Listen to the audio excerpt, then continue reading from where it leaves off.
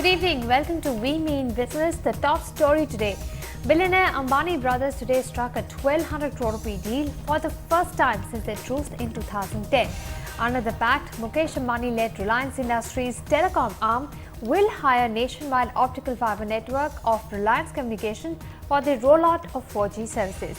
Shares in Anil Ambani promoted Reliance Communication surged as much as 15% after the deal with Reliance Industries' 4G arm, Reliance Jio Infocom.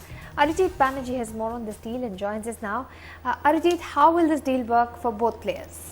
If you look at it, it could be a win-win situation for both the companies, because remember that what will happen is if you look at Mukesh Ambani, he'll get infrastructure at very cheap cost because he'll be able to lease that out. He will not have to do capital investment in setting up that infrastructure. So the broadband network comes in. Then in the next few weeks, we are also expecting a similar deal to be signed for sharing of towers. Now, Reliance Communication already has a huge tower network in the country, which it uses for its mobile services. So that can be used by Mukesh Ambani also to do the rollout of the 4G services. So, a huge cost saving for them. For, of course, Anil Ambani, his assets are getting utilized. He's going to get annual rental income, and then at a later stage, they can probably look at a closer synergy between both the services, because one is more attuned towards data while the other is towards voice, and they can come together and there could be some sort of synergy there as well. So definitely a win-win situation for both the brothers if the move pans out as they are hoping it will. All right. In fact, to discuss this entire deal, stay with me, Arijit. We are now joined by Sushil Choksey, Director of Rosy Blue Securities, to talk to us on how this will work. Mr. Choksey, to your mind, what's in this for Reliance Industries? Now, Arijit explains that ready infrastructure has been made available, but this infrastructure was available even 2 years ago when it did manage to get hold of that spectrum. What took so long to your mind, and how much of a game changer is it going to be for Reliance Industries?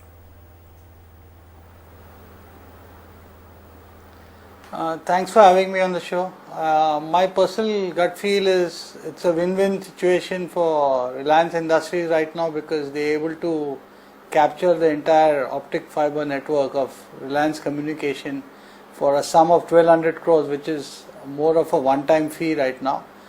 We don't have elaborate details of what will be the charges based on the user or what otherwise will be paid, but it is, communication has the advantage that they need to monetize their assets because their balance sheet is full of debt, and to debt deleveraging structure which they need to put in place, this may be the precursor to a larger event happening at a later date.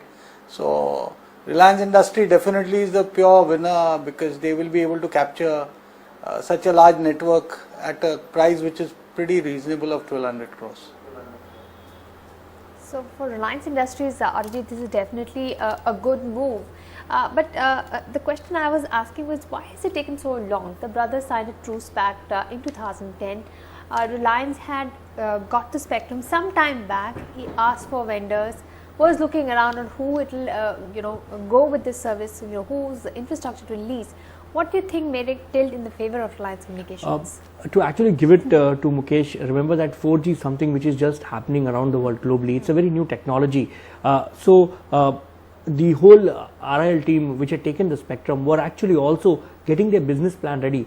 They wanted to be sure on what type of service they want, what is the cost structure they are looking at, because they were creating a new service right from ground up. It is like when the mobile companies were starting their mobile service in India, because at the moment there is no 4G service in the country, so they are the first ones on that. The only company otherwise which has done it in India is Bharti, and Bharti is doing it as a pure data play, while Mukesh Ambani is looking at a much larger play. So therefore, one of the reasons, of course, has been that the planning took a lot of time in terms of trying to get the cost structures correct, trying to get the business model correct. But there was also this factor of comfort.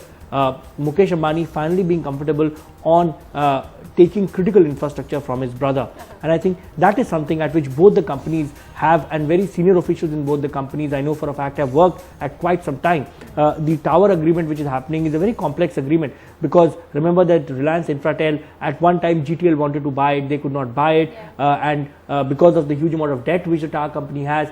They wanted to go for an IPO for the tower company. That did not happen. So it's a complex now structure and arrangement which is happening, because remember that it's just not a short-term arrangement. These lease arrangements are normally for 15-20 years, and that means you will rely on a critical infrastructure on somebody else. For example, if the towers don't function, then your network goes down. You will go to a person you will trust.